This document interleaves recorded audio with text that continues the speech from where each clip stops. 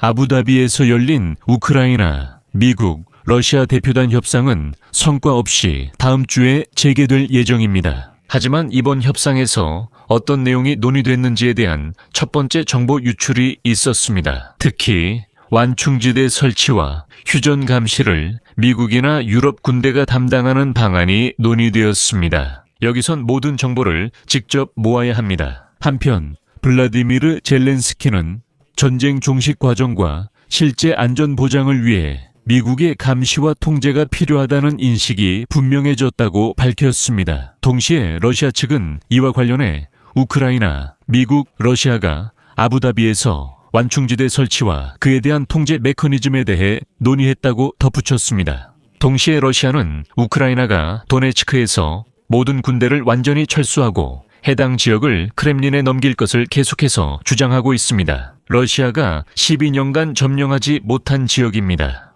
우크라이나는 이를 거부하고 있습니다. 동시에 러시아의 시드 전쟁 특파원들은 러시아가 우크라이나에 대한 배상과 에너지 복구를 자비로 감당하고 평화협정 체결 후에는 저렴한 가스 공급에도 동의할 것이라는 정보를 퍼뜨리기 시작했습니다. 그리고 이것이 크렘린이 만든 또 다른 함정으로 백악관에는 꽤 받아들일 만해 보일 수 있습니다. 하지만 러시아는 협상 사이사이에 우크라이나를 미사일과 드론으로 대대적으로 공격했습니다. 그리고 루카셴코는 갑자기 벨라루스 군대의 전투 준비 상태를 긴급 점검하겠다고 발표했고 1월 16일부터 무력을 과시하고 있습니다. 자, 이제 아부다비의 결과를 정리하고 함께 모든 것을 명확하게 정리해 봅시다. 제 이름은 알렉세이 피치입니다.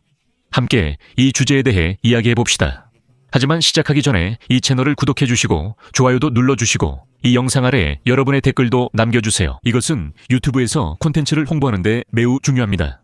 그렇게 해주시면 정말 감사하겠습니다. 그리고 제 텔레그램 채널 피치뉴스도 구독해 주세요. 채널 링크는 이 영상 설명란에 있습니다. 그리고 그곳에서 저희는 새로운 소식이 들어오는 대로 신속하게 소식을 전해드립니다. 자, 미국 측에 따르면 미국, 러시아, 우크라이나 3자 회담이 아부다비에서 긍정적이고 건설적으로 진행되었다고 합니다.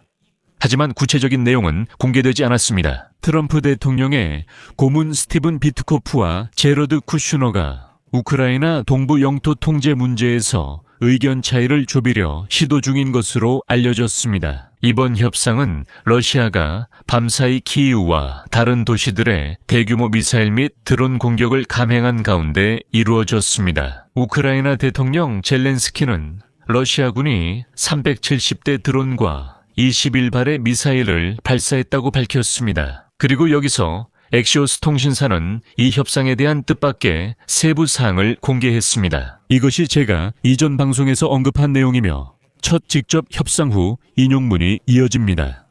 협상은 금요일에 시작되어 토요일까지 이어졌습니다. 미국 중재자들이 러시아와 우크라이나 협상가들과 함께 만난 공동회의와 미국인 없이 러시아인과 우크라이나인이 직접 만난 회의가 있었습니다. 여러분이 아시다시피 부다노프와 코스트코프 라인으로 러시아와 직접 협상이 있었던 것 같은데 무엇을 논의했을까요? 그리고 이게 가장 흥미로운 부분입니다. 이 협상에 대한 상황을 명확히 해봅시다. 이제 말하자면 손놀림을 잘 지켜보세요. 우크라이나 대통령 젤렌스키는 대표단으로부터 결과 보고를 받았다고 밝혔습니다. 그리고 그는 3자 협상에 세 측 모두의 군인들이 참석했다는 점에 즉시 주목했습니다. 젤렌스키는 3자 회의에서 전쟁 종료 조건이 가장 중요한 문제였다고 밝혔습니다. 그리고 머릿속에 세 측 모두의 군인들이 그 자리에 있었다는 점을 기억해 두세요. 주요 인용문. 전쟁 종료 과정과 실제 안보 준수에 대해 미국의 감시와 통제가 필요하다는 인식이 있다는 점을 매우 높이 평가합니다. 젤렌스키는 미국이 전쟁 종료 조건을 확정하는 가능한 방식과 이를 위해 필요한 안보 상황에 대해 문제를 제기했다고 언급했습니다. 러시아인들은 이에 대해 뭐라고 하나요? 크렘린에서는 우크라이나, 미국, 러시아가 완충지대의 설치와 그에 대한 통제 메커니즘에 대해 논의했다고 밝혔습니다. 즉, 이것이 바로 러시아 대표단이 협상에서 논의했던 바로 그 안전보장 매개 변수라고 밝혔습니다. 여러 측면, 완충지대, 다양한 메커니즘을 논의했습니다. 여기서 중요한 점은 이틀간의 협상이 최대한 비공개로 진행되었고 개최 장소도 공개되지 않았으며 언론의 출입도 전혀 허용되지 않았다는 것입니다. 볼로디미르 젤렌스키는 키예프가 모스크바의 답변과 푸틴이 시작한 전쟁 종식을 준비하길 기대한다고 밝혔습니다.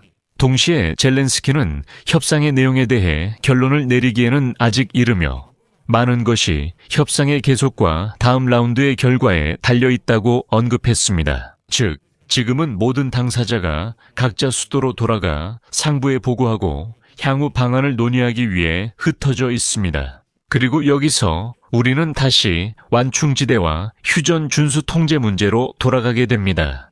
블라디미르 젤렌스키는 미국이 현장에서 휴전을 통제하는 역할을 맡아야 한다고 주장하고 있습니다.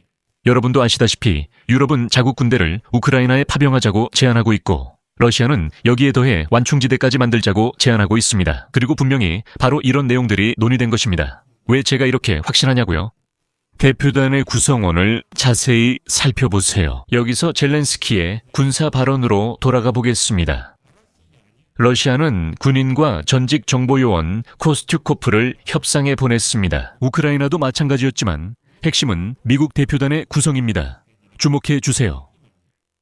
미국 대표단에는 트럼프의 고문인 스티븐 비트코프, 제러드 쿠슈너, 그리고 군사 조달을 담당하는 조쉬 그루인바움이 포함되어 있었습니다. 매우 중요한 점은 그리고 무엇보다도 중요한 것은 미국 육군 장관 된 드리스칼과 미 유럽군 사령관 알렉서스 그린케비치가 포함되어 있었다는 것입니다. 이번에는 군대 배치 문제가 논의되어 대표단이 이렇게 구성되었습니다. 보시다시피 군인들이 어디에나 있었습니다. 다시 말씀드리지만 러시아 대표단은 군사정보국장 이고르 코스튜코프 제독이 이끌었습니다. 우크라이나 측에서는 이제는 대통령실장이지만 이전에는 우크라이나 정보국장이었던 키릴 부다노프가 있었습니다. 그래서 여기서 정리하자면 러시아는 완충지대에 대해 이야기하고 있습니다. 젤렌스키는 미국이 전쟁 종식과 안보 보장에 대해 감시와 감독을 준비하는 점을 높이 평가했습니다. 그리고 미국인들은 이 협상에 군 지휘관들을 파견하고 있습니다.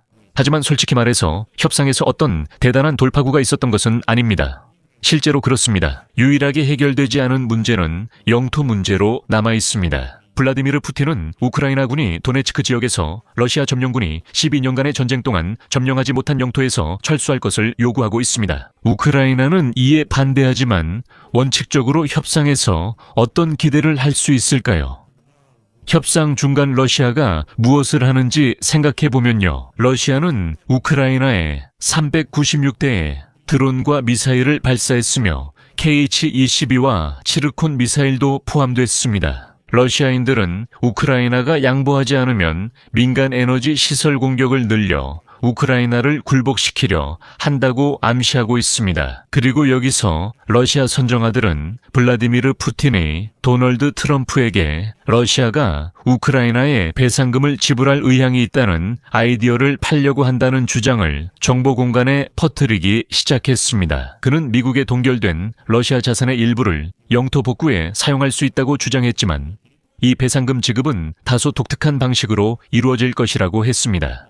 저는 푸틴 대변인 키릴 드미트리에프가 도널드 팀에 이 아이디어를 제안했을 수 있다고 생각합니다. 도널드가 이미 이를 언급했기 때문입니다. 그 아이디어는 러시아가 평화협정의 일환으로 우크라이나의 모든 에너지 시설을 자비로 수리하고 복구해주며 심지어 저렴한 가스와 어쩌면 석유까지 공급하겠다고 약속하는 것입니다. 이 모든 것은 크렘린의 또 다른 함정입니다. 왜일까요?